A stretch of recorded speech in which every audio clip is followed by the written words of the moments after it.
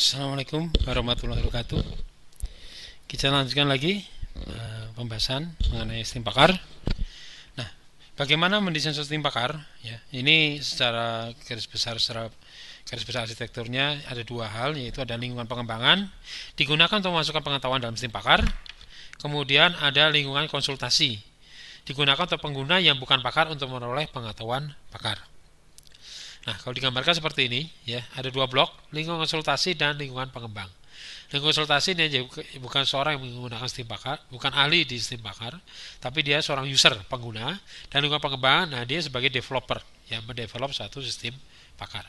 Nah, lingkungan konsultasi ini ada blok memakai, ada antar muka berarti tampilannya, ada aksi direkomendasikan, nanti muncul aksi-aksinya, kemudian ada fasilitas penjelasan. Nah, penghubung antara dua bagian antara konsultasi dan pengembang adalah disebut namanya mesin inferensi. Ya, tadi untuk penarikan kesimpulan. Ya, jadi di sini antar muka user bisa menanyakan hal tertentu terkait sama suatu knowledge, maka di sini nanti akan masuk ke mesin inferensi.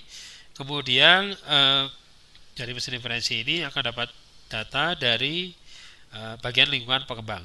Nah, lingkungan pengembang ini artinya nanti apa yang dikembangkan di bagian sini, ada disebut namanya basis pengetahuannya. Ya, tadi kita sudah bahas basis pengetahuannya. Kemudian ada pengetahuan tersebut bisa melakukan perbaikan. Ada knowledge engineer, ada pakar. Nah, ini maksudnya pakar sini adalah kalau misalnya servis komputer, maka ada seorang pakar yang ahli servis. Kalau Anda sendiri sebagainya sudah ahli servis komputer, maka Anda bisa menjadi seorang pakar. Kemudian knowledge engineer mengubah dari bentuk knowledge itu menjadi bentuk if, ya.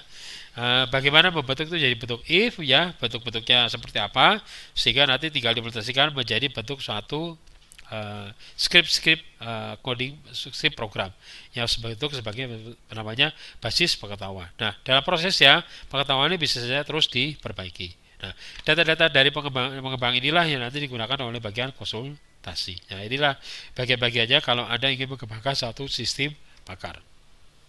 Oke, ini penjelasannya, ya, tadi di sini ada antar mukanya. Ya, antar muka merupakan mekanisme digunakan oleh pengguna dan sistem pakar untuk berkomunikasi. Antar muka menerima informasi dari pemakai dan mengubahnya ke dalam bentuk yang dapat sistem dan menyajikannya ke dalam bentuk yang dimengerti oleh pemakai.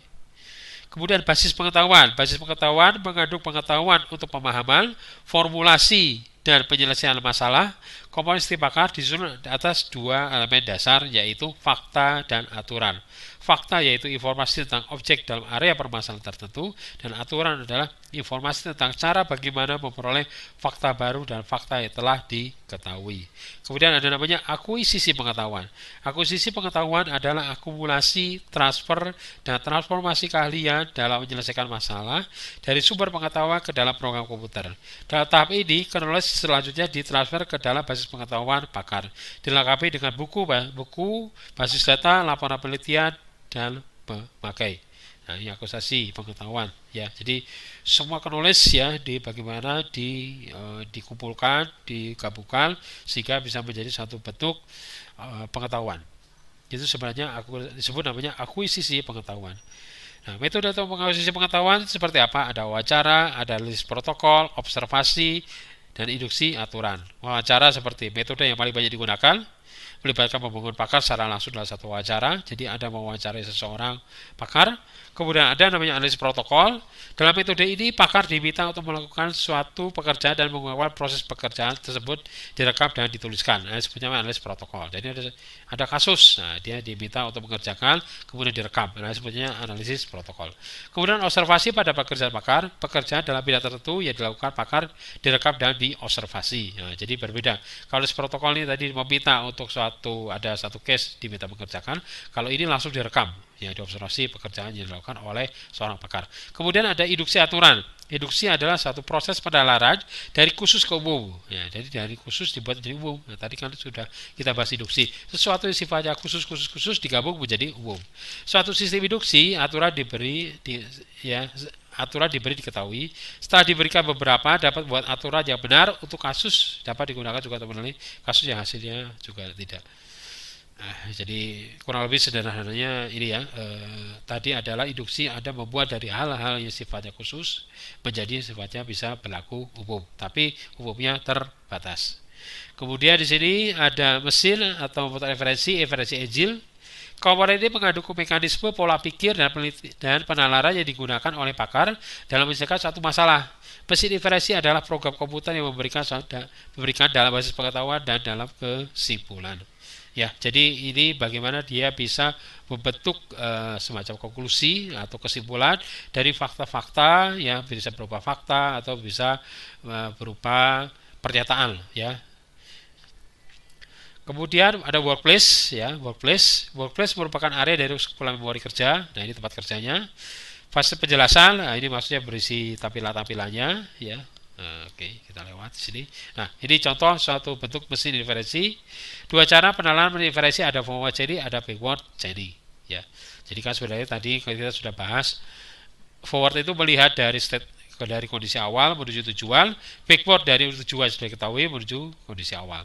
Sebenarnya dua kondisi ini sudah tahu kondisi awalnya A, kondisi tujuannya B. Nah, antara sama B itu harus diisi apa? Itu sebenarnya. Jadi kalau A disebut misalnya sebagai state awal, B-nya sebagai tujuan.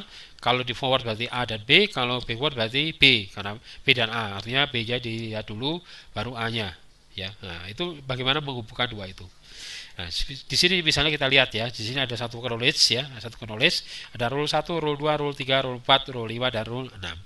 Ya. Nah, di sini misalnya ada dari berdasarkan rule ini, misalnya ada suatu kasus bahwa dolar turun, maka untuk memutuskan apakah akan membeli obligasi atau tidak dapat ditunjukkan sebagai berikut ya. Jadi di sini adalah state awal dolarnya turun. Tujuannya adalah membeli obligasi. Nah, membeli obligasi jadi cool. Nah, ini sebagai state awal. Nah, kalau kita melihat dari dolar turun dulu, ya, maka di sini kita lihat, kita cari mana ya dolar turun. Nah, di sini, if dolar turun, ya, if dolar turun, hasilnya apa? Suku bunga naik. Nah, di sini nggak bisa langsung jawab beli obligasi. Nah, kita lihat suku bunga naik. Nah, sekarang kita lihat lagi suku bunga naik, kita lihat turun berapa? Oh, ada. If suku bunga naik, maka harga obligasi turun. Ini masih belum menjawab bahwa apakah harus beli obligasi. Nah, kita lihat adakah di sini satu suatu pernyataan atau suatu fakta harga obligasi turun. Di sini kita lihat oh ada harga obligasi turun, maka beli obligasi. Nah, oh berarti tepat bahwa jadi tujuannya beli obligasi pada saat dolar turun. Ya, nah tadi ada lihat. Jadi di sini berputar di rule di sini. Nah, itu sebut namanya pendekatan secara forward. Nah, kalau secara backward apa? Berarti backward adalah mulai dari beli obligasi. Nah, saat beli obligasi di sini. Hari beli obligasi adalah saat harga obligasi turun. Tapi kan dihubungkan sama dolar, berarti belum menjawab dari state awal. Harga obligasi turun, kita lihat harga obligasi turun rule 2, suku bunga naik. Nah, suku bunga naik, kita lihat yang suatu hasil dari suku bunga naik. Nah, suku bunga naik, dolar turun. Oh, berarti betul bahwa beli obligasi pada saat dolar turun. Jadi itu melihat kalau secara backward. Nah, itu ya. Jadi Anda mau lihat forward atau backward sebenarnya bebas-bebas saja ya untuk membuat satu mesin penarik kesimpulan ini.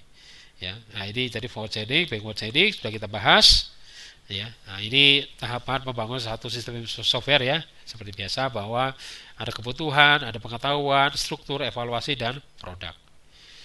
Oke, nah di sini bagaimana membentuk, kita buat satu studi pakar. Nah sekarang bagaimana kita membentuk satu studi pakar? Nah pertama ada mengumpulkan knowledge ya.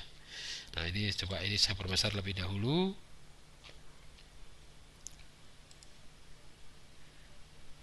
Oke, nah ini ada perhatikan di sini pengetahuan dari tentang service komputer. Di sini ada data gejala kerusakan. Ya, gejala kerusakan dikodekan dengan B1, tidak ada gambar tetapi monitor, B2 terdapat garis horizontal, B3 tidak ada BIOS dan sebagainya. Nah, ini kita kodekan ini sebagai B1. Nah, kemudian B1 ini kita hubungkan dengan A1. Nah, A1 ini apa? Nah, ini kita lihat. A1 adalah monitor rusak. A2 adalah memori rusak. A3 adalah harddisk rusak. Jadi di sini sebenarnya menunjukkan bahwa ini tuh kesimpulannya. Tapi kesimpulan ini ya bisa dapat dilihat dari fakta-fakta ini, ya. Fakta-fakta di sini. Nah, misalnya kita di sini coba kita perbesar. Nah, A1 A1 kan tadi monitor rusak. Nah, monitor rusak itu bisa komputer ya, apakah monitor rusak? Lihat gejala ya. Oh, tidak ada kabar tertampil di monitor. Kemudian terdapat garis horizontal vertikal di tengah monitor. Nah, dua kondisi ini jika misalnya terpenuhi, maka dikatakan bahwa monitor itu rusak. Nah, ini jadi harus komplit. Nah, setiap kali harus komplit. Kalau misalnya hanya satu, maka dia nggak bisa menarik kesimpulan ya bahwa ini A1. Jadi dua ini harus komplit. Misalnya ini ya, ini tidak, maka apa? Saya tidak bisa menimbulkan A1, maka saya harus lari ke pertanyaan yang di sini. Karena ini ya, ini tidak. Ini ya, maka dia lari ke sini. Tidak ada tampilan awal BIOS. Oh, di sini ya. Nah, karena di sini daerah di sini ya, maka untuk kesimpulan yang ini A2 ini perlu dia nanyakan yang berikutnya. Muncul pesan error pada BIOS. Ya. Nah, ini berarti berikutnya muncul pesan error pada BIOS, kemudian alarm BIOS berbunyi. Ya. Nah, ini alarm BIOS berbunyi. Nah, ini adalah pertanyaan berikutnya, jawab ya. Nah, dia akan langsung nanyakan, tidak nanyakan ke B2. Karena apa? Karena B6 tidak berkaitan sama kerusakan di A2. Dia langsung ke poin di sini. Tiba-tiba OS melakukan restart otomatis. Keluarnya blue screen. Ya, kita lihat lagi ada nggak di bawah. Oh, nggak ada lagi ya. Kalau nggak ada lagi berarti 5 pertanyaan ini akan bisa menyebutkan A2. A2 itu apa tadi? A2 adalah memori rusak. Nah, itu disebut namanya Steve Packard. Ya. Apa namanya, membentuk knowledge ya, belum Steve Packard ya, membentuk knowledge. Nah, setelah knowledge ini kita bisa terbentuk ya, maka kita tinggal membuat suatu bentuk apa namanya software untuk bisa men-tracking ini. Jadi ini dibentuk menjadi pertanyaan ya dan tidak. Ini ya, apakah ya, maka di sini. Kalau tidak, maka dia tidak melanjutkan yang di sini ya. Nah, dan seterusnya. Nah, ini knowledge ini harus kita buat sebanyak mungkin. Makin lengkap knowledge ini, maka Steve Packard itu akan bisa makin akurat dalam memberikan analisa dari suatu permasalahan. Ya. Ya, jadi ini knowledge base-nya, jadi rule 1. Jika B1, B2, maka 1. Nah, jika B3, B4, B5 dan seterusnya, jadi maksudnya adalah jika di sini adalah ini tadi ya. Jika ini checklist. Ya, jadi cara paling mudah adalah Anda membentuk matrix table seperti ini. Ya. Dalam mencari ini ya, nah ini ada namanya kendali pencarian ya. Coba Anda perhatikan di sini ya, Anda perhatikan di sini bahwa oke ya, Anda perhatikan di sini bahwa ada mungkin satu pertanyaan yang akan untuk kerusakannya berbeda tapi pertanyaannya sama. Tapi pertanyaan keduanya beda seperti Anda lihat di sini. Tidak ada kabel terminal monitor, ini jawab ya. Ya, jawab ya. Nah, ini Anda bisa lari ke sini atau bisa lari ke sini sebenarnya ya. Nah, mungkin paling mudah ada urut aja sequel ya. Misal dari sini ini ya, ini tidak, maka lari ke sini. Ini ya, ini tidak. Anda langsung lari bisa ke sini. Ini ya tidak. Kalau ini tidak, Anda langsung ke sini. Nah, ini kan tadi sudah ditanya. Nah, kalau sudah ditanya ya nggak perlu ditanya lagi. Karena sudah ya, Anda nanya yang ini. Nah, tadi sini ya nggak? Kalau di sini ya, jadi jangan ditanya lagi. Berarti nanya langsung ke sini. Nah, tadi ya nggak di sini. Kalau di sini ya, kalau di sini tidak, berarti apa? Anda tidak perlu lagi nanya yang di sini. Karena apa? Dia perlu 3 ini ya, ya. Satu aja tidak, nah, maka dia akan tidak bisa narik kesimpulan yang A4. Dia tarik ke yang A5. Nah, itu di Steve Packard bahwa Anda bersifat dia semua gejala itu harus bersifat N, tidak bukan bersifat OR, salah satu N. Semua N itu artinya apa? Semua harus terpenuhi. Salah satu saja tidak terpenuhi, maka dia tidak bisa menarik kesimpulan. Nah, itu sebenarnya kendali pencarian di sini. Ya. Oke, cukup ya untuk video ini. Nanti saya mau contohkan contoh aplikasi ya tentang penggunaan sistem Packard.